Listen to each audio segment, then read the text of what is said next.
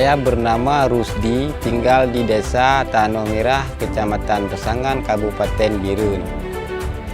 Pada tahun 2021 telah menerima zakat bantuan Baitul Mal Aceh senilai 47 juta rupiah.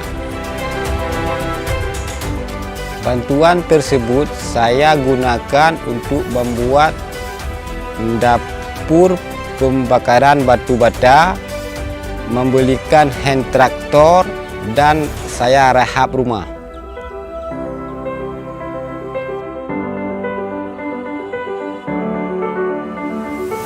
Dengan hand traktor tersebut untuk menyewakan kepada orang lain, membantu orang lain dan dapat menghasilkan keuntungan. Salah satu keuntungan tersebut saya boleh mengebor sumur bor dan membuat skiteng di belakang rumah.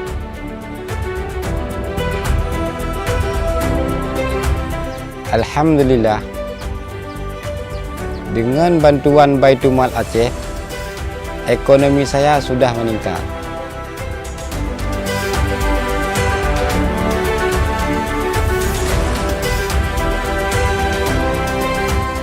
Terima kasih kepada Muzaki Baitul Mal Aceh. Dengan zakat anda telah membantu keluarga kami.